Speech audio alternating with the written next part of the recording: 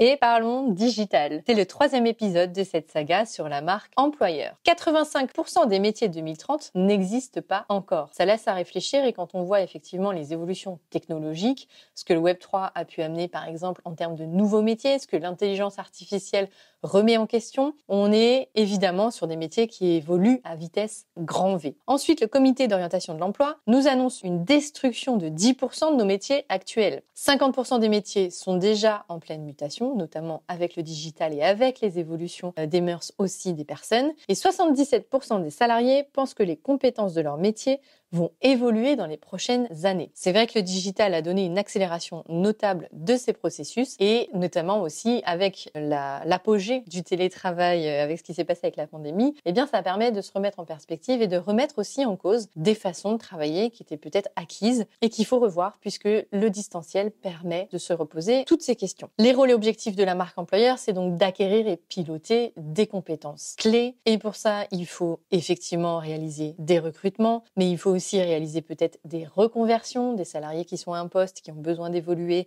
et de les accompagner avec de la formation, du coaching.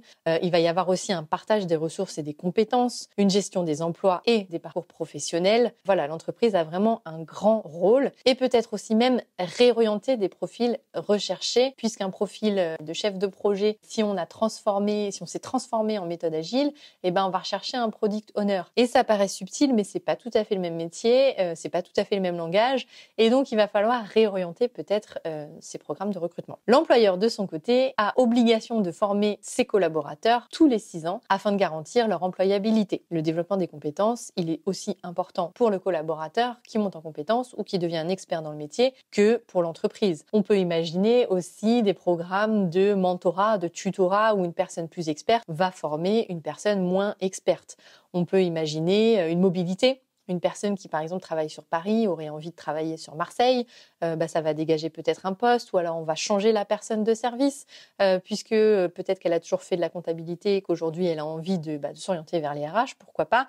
On peut, faire comme ça, bouger les lignes de son entreprise. Il y a évidemment des enjeux économiques puisqu'il faut assurer le développement de l'entreprise en pilotant ses ressources humaines. Donc, il va falloir identifier les coûts liés aux ressources humaines, prendre contact avec des institutions qui peuvent nous aider comme les OPCO et identifier pour chaque fonction les rôles, les missions, les compétences associées. Évidemment, des outils RH peuvent formaliser tous ces processus. Et d'ailleurs, les méthodes de recrutement ont elles aussi changé. C'est vrai qu'on avait l'habitude de se déplacer chez le recruteur, d'attendre, dans l'entreprise en tout cas, d'attendre, de passer son entretien, de repartir. Aujourd'hui, on a des plateformes, on a notamment Blablacar, qui ont des pratiques de recrutement qui sont assez différentes. On a des solutions d'ailleurs de plateformes RH qui proposent des solutions à ces marques où on peut déjà poster une vidéo afin de postuler au job qui est proposé. Donc la marque, l'employeur peut se faire une idée du candidat aussi, puisque ça marche dans les deux sens. Le candidat a le choix de dire oui ou non, mais la marque a le choix aussi de dire oui ou non, heureusement.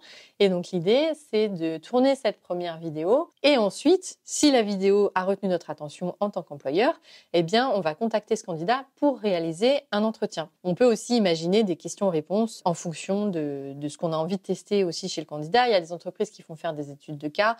Donc, on a plein de nouvelles façons de recruter qui permettent d'avoir aussi une meilleure connaissance du futur collaborateur. Il ne faut pas négliger aussi les salariés de l'entreprise qui sont les ambassadeurs de la marque. Les salariés qui sont dans l'entreprise vont peut-être noter l'entreprise sur Glassdoor, vont peut-être vouloir en parler sur les réseaux sociaux, dans toute mesure évidemment, mais ce sont vos porte-paroles. Et c'est eux qui vont aider à répercuter l'image de l'entreprise et la perception de l'entreprise sur ces réseaux sociaux.